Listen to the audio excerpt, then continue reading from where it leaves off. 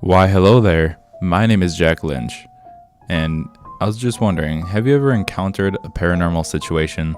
Something so indescribably horrific and insane you just can't figure out what or who caused it? If this is the case, you're not alone. I'm about to tell you a thrilling true tale that can be considered psychotic, taboo, or just downright bizarre. This isn't for the faint-hearted, so you've been warned. In this story, all names are kept anonymous to keep the victim safe. This story begins around 1987. There's an 11-year-old boy, and his parents were separated for him, which is a very rough time. They all lived in a tall apartment building on the 19th floor. He was interested in things like Dungeons and Dragons, but his mom would never buy him that kind of stuff. Although he did borrow a book from a kid at school about the monsters in the Dungeons and Dragons a few weeks before his experience began. When the boy was 11 years old, there was this one very strange weekend where in the middle of the night he woke up due to a nightmare. Moments later, he heard his mom's boyfriend's alarm go off. It was his little alarm on his watch, and it just went off in the middle of the night. Then the boy heard him get up and turn it off. This has happened a couple of times before, so he just didn't think that the boyfriend knew how to set his alarm right. However, a moment later, the VCR made a really weird noise, and then the tape inside of it just randomly started playing.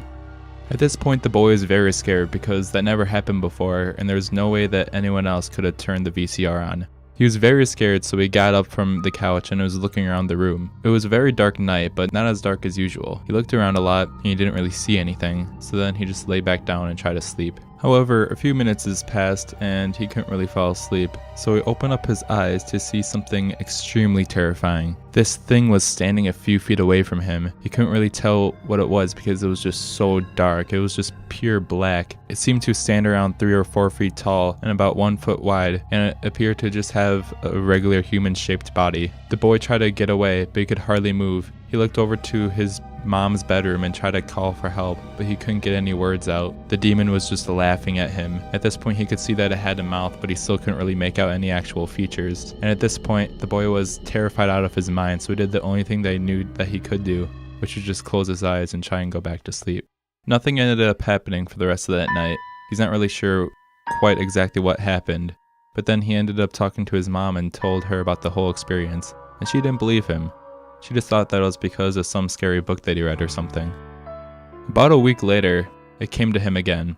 He woke up in the middle of the night and felt the exact same dreadful feeling as before. It felt as though that there was a presence, and his ears would tense up, like when you yawn. This time he didn't want to open up his eyes. He just lied there hoping that it would go away. After a while, the thing must have been angry with him by his attempt to play dead. It struck the side of the wooden bunk bed and yelled in a strange tongue. The boy immediately burst out of the top bunk and ran out of the room. He made it to the hallway but suddenly got very dizzy and fell down. He got back up and ran into the bathroom at the end of the hall. He flipped on the light switch and it burnt out. Terrified, he ran into his mom's room and asked if he could sleep with her in the bed. Sometime later, one of his friends that lived in the apartment building wanted to play a Ouija board with him, which of course, after all these scary things that have been happening, this sounds like a wonderful idea. They went to the center stairway of the building.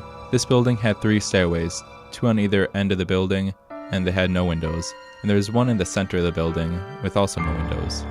It was dark, dirty, and it was a cement stairway with metal rails. They started playing the game, and within moments the railing started to vibrate. The vibration turned into pounding and was getting louder and louder. It was coming closer from below them. They looked at each other, not knowing what it was. They ran out of there and back to his apartment. They swore not to play the game ever again, and that they never wanted to speak about what happened. Of course, from all of this, they didn't actually see anything, but it definitely seemed like some sort of warning. These are the 3 main paranormal things that have happened to him. Obviously, the boy was completely terrified after the night before, and his little sister would always be mocking him, making fun of him for everything that was happening to him, because she thought that he was just making everything up. The boy would always have nightmares about the visitation that's happened to him, often several times a week. He always felt his ears tense up like it has before, and he tried with all of his might to say, "In Jesus' name, go away," but he could never get words out of his mouth. And after some time, the boy's mother actually started having some nightmares that he would have, but she never had any actual physical things that's happened to him like in the past. And believe it or not, all of these terrible, vivid nightmares kept on happening up until he was about 20 years old. At one point, he was having another horrific nightmare. Then he just woke up, and he screamed "stop" at the top of his lungs, followed by him saying, "I'm gonna kill you, just show yourself." He just let his rage and anger take over, and after that, all the nightmares stopped. He wasn't really sure where the nightmares came from after all these years, although his mother thought that it would be from before when they used to live in Hawaii when he was very young, and his dad was in the Air Force. His mom heard his 2-year-old sister talking to something when they used to live in Hawaii one night. It sounded like it was trying to tell her it was her mom.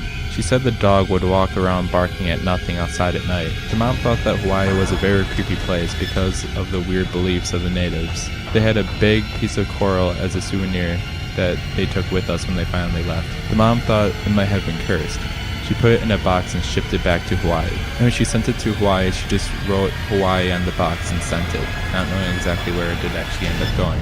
When the boy's mother was very young, her grandma used to live with her when she lived in Hawaii, and she thought that she did some sort of witchcraft. Something that she would do would be to put a glass of water in front of a picture of her husband who was dead and ended up talking to him somehow. They thought her room was haunted and saw ghosts in there. They're not really sure what she was practicing, but she could have been either German or Swedish. The guy doesn't want to ask his mom which side of the family her grandma was on to try and narrow down the practice of what it might have been, because he felt really weird because he didn't want to bring up those past memories from when his mom was younger. And the boy's grandmother on his father's side used to be a native Indian.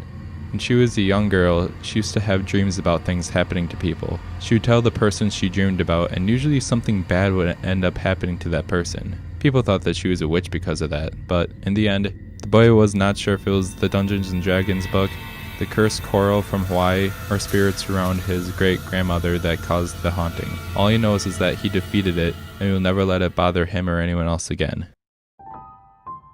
Hopefully after all that you guys can sleep well tonight, but I can assure you that everything in this story that I just told you is 100% accurate, according to eyewitness accounts of course.